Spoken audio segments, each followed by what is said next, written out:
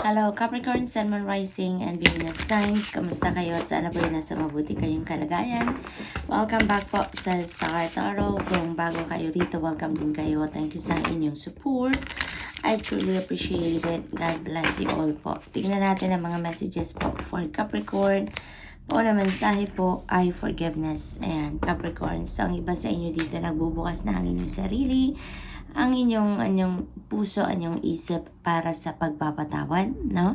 Maaring ready na kayo para mag-move on, ready na kayo para umusad na sa buhay, kaya kung ano man yung mga sama ng loob na nasa dibdib pa ninyo, mga bagahe ninyo, emotional wounds, baggages, mga ganon, resentments, parang handa na kayo dito na i-give up yan, handa na kayo na i-let go yan, at handa na kayong magpatawad, no? Handa na kayong magdumaan sa healing process, kaya handa na kayong mag-forgive doon sa mga taong nakasakit ng inyong damdamin, mga taong nakapagdulot ng hindi maganda, no? Ang pakiramdam sa inyo in the past. It is also possible na ang iba sa inyo dito siguro kayo yung hihingi ng kapatawaran, maaring kayo yung nakapagdulot ng sama ng loob sa ibang tao, nakapanakit ng damdamin ng iba, maaring ang iba sa inyo gano'n ang sitwasyon, at ngayon, no, handa na rin kayo na humingi ng forgiveness from those people, no? So tignan natin kung ano pa ang ganap. We have truth. Some truth is coming to light around this time. Maaring maaring yan din ang yung katotohanan na matatanggap ninyo sa ngayon, at maaring yun ang magbubukas ng ng idea ninyo na kayo ay magpapatawad na, no? Maaring ganun ang ganap. Maaari din na meron ditong sarili kayong truth, no? Maybe this is your own truth na ida-divulge ninyo. Maaring ito yung mga hidden parts of yourself pa na matagal na ninyong hindi ipinapaalam sa iba, or for some reason siguro alam mo yun, yung hindi kayo confident about it, kaya maaaring tinatago nyo yun sa sarili ninyo. Maaaring yan ay mga talents ninyo, skills, gifts ninyo, or maaaring yan ay pag-uugali, no, attitude ninyo, or paniniwala na hindi ninyo mailabas-labas for some reason, no? Kaya ito ngayon, maaaring magkakaroon na kayo ng lakas ng loob ngayon na ilabas na kung ano yung tunay na kayo, ipakita na sa mundo, sa mga taong nasa paligid ninyo kung sino talaga kayo. Yung ganun ba? Yung parang gusto ninyo siguro na maging transparent na kayo ngayon. Kung ano kayo, yun kayo. Yun ang makikita ng mga tao sa paligid ninyo. Parang what you see is what you get na ngayon, yung peg ninyo, Capricorn. Maaring yun na yung gusto ninyong mangyari sa ngayon. Kaya maaring yung truth na to, that is your own truth that you want to reveal to the world, no? So that's really good as well, dahil mas makikilala kayo ngayon ng mga tao sa paligid ninyo. Fertility, maaaring ang iba sa inyo dito nagbubuntes or magbubuntes, or kung hindi naman, maaaring yung person ninyo or someone close to you, someone na siguro kapamilya ninyo, ka-close ninyo, maaaring ganon. Maaari din ang iba sa inyo dito is manganganak na, yun na nakikita ko dito, no? So it's either manganganak na or yung person ninyo ang manganganak na. Life purpose, for others of you, Capricorn, maaring you have found out already kung ano ang inyong life purpose. So napipick up ko dito, maybe you are being called already to step into your purpose, to embrace your purpose sa ngayon.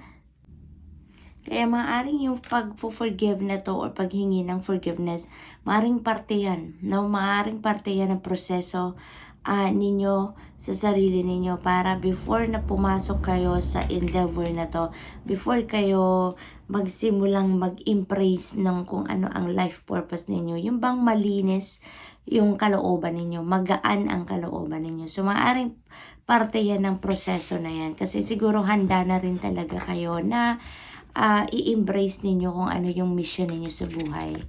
We have reconciliation na yan. So, may forgiveness, may reconciliation. So, napakaganda nito kasi maaaring kung ano man yung rough patch na pinagdaanan or pinagdadaanan ninyo with that person, no?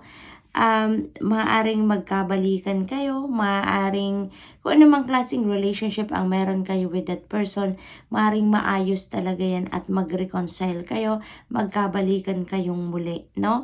Kay kaibigan mo yan, kay kapamilya yan, kay love and romantic relationship yan, no? Magkakaayos kayo dito. So, napakaganda na magiging resulta ng pag-uusap ninyo dito or paghihingi ninyo ng kapatawaran or paghingi sa inyo ng kapatawaran, because there is another chance, no? Na ibibigay ninyo or ibibigay din sa inyo ng taong ito. So, napakaganda lang. What else? We have closure. Ayan. For some of you naman, magkakaroon na din kayo ng closure dito. Maaring you're ready to walk away from someone din dito or from that situation, no? At magkakaroon na kayo ng totally a closure na sa kung anumang klaseng relationship ninyo yan.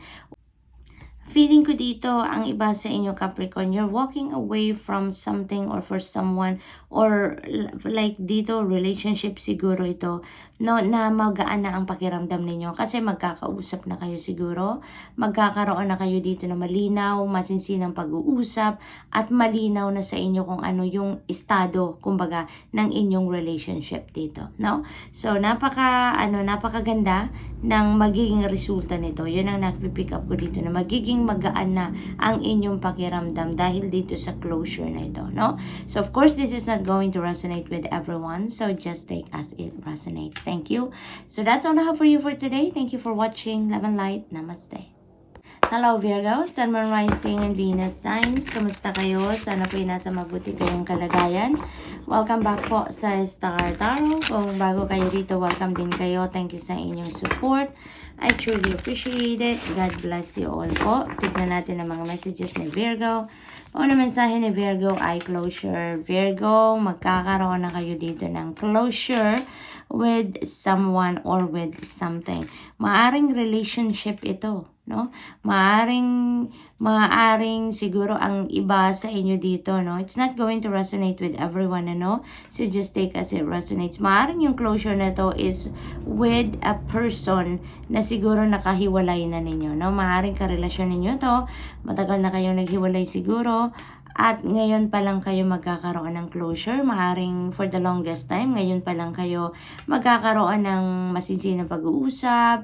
Maaring ngayon pa lang kayo magkakaroon ng pag-uusap na talagang you will be dealing with kung ano man yung naging paghihiwalay ninyo or regarding doon sa inyong paghihiwalay. So ngayon, parang ito na yun yung tuldok, kumbaga, no? Kasi maaaring ano lang yan, parang kama lang lahat ang nangyari, no? Pero ngayon, maaaring ito na yun yung pagkakataon na tutuldukan nyo na kung ano man ang relasyon ninyo with that person, no? So maaaring magkakausap kayo ngayon, or maaaring sa sarili ninyo, tama na, eto na, hanggang dito na lang to, no? Hindi na, wala na tong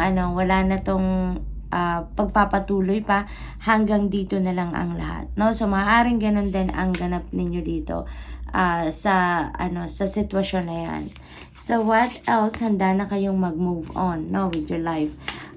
Reconciliation for others of you, this is a different story kasi maaaring ang pag-uusap na yan ninyo ay mauuwi sa reconciliation, ay mauuwi sa second chances or sa another chance, kasi maaaring more than second chances na itong ibibigay ninyo with that person. So maaaring kakausap kayo ng maayos at may reconciliation dito na magaganap, no? So, maaaring ganon ang sitwasyon dito for some of you. So, good luck to that.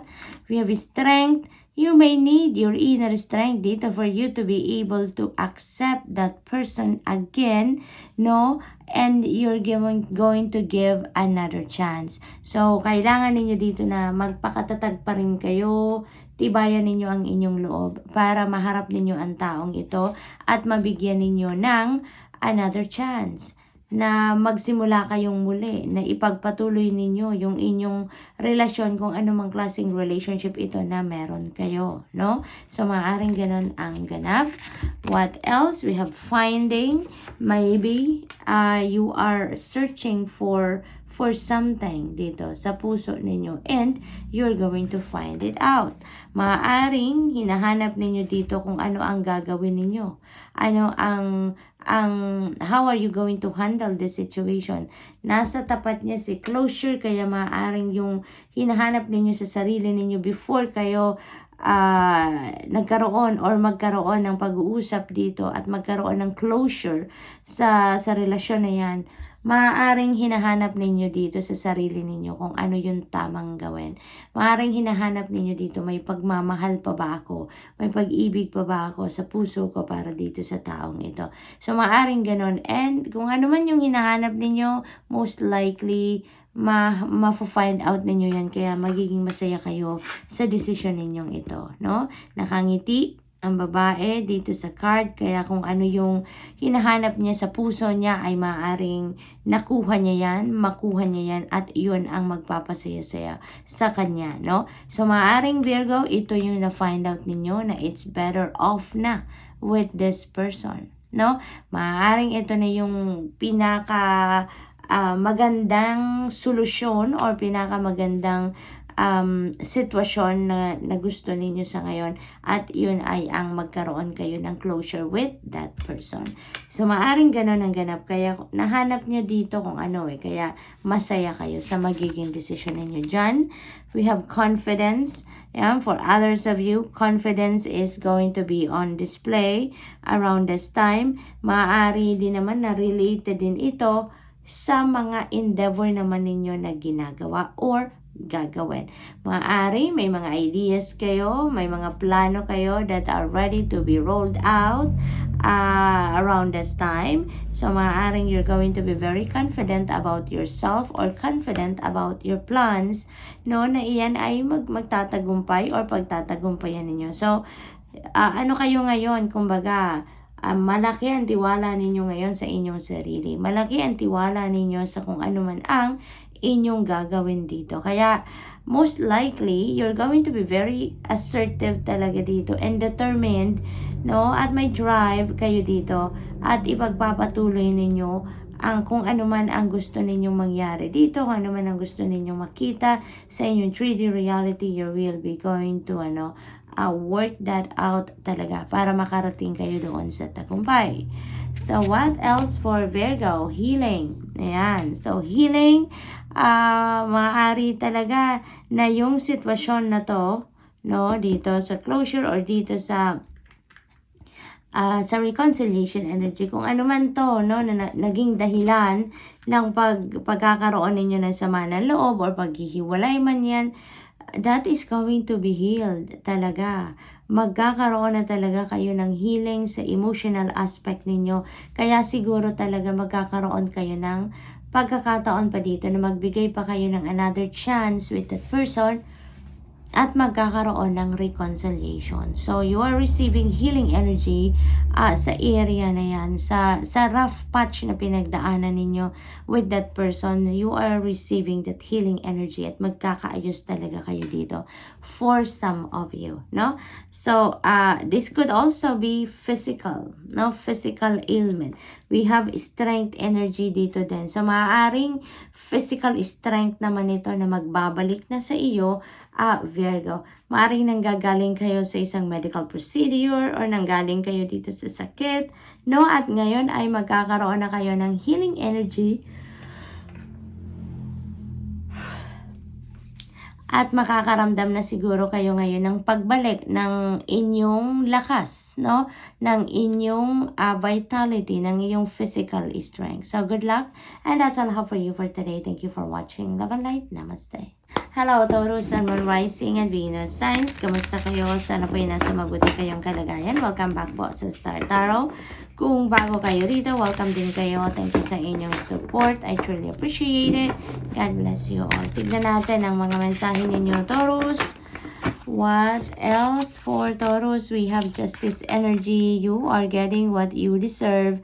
Dito, Taurus, napakaganda kasi kung ano yung para sa'yo, yan ay matatanggap ninyo. Yan ang makukuha ninyo. Parang ano to, karma din, no? Karma is at play. Kung ano talaga yung para sa'yo, what is meant for you, that is what is going to be delivered to you at this time, Taurus. Balance will be back in your life as well dito, Taurus. Maaari din also na you are dealing with a Libra around this time. Maaring ganun din ang ganap dito. Magiging ano kayo, maayos na ang lahat sa buhay ninyo from here on, no? Kasi parang order will be back. May isasaayos nyo na ang inyong sitwasyon. Maaring ganun din ang ganap dito for some of you. We have new beginnings. Napakaganda. Magbubukas talaga ng bagong pinto ang universe para sa inyo dito. Kaya naman, yung mga kung anong parating sa inyo dito na talagang para sa iyo, maaring yun ang pagmumulan ng bagong sitwasyon sa buhay ninyo, bagong experience.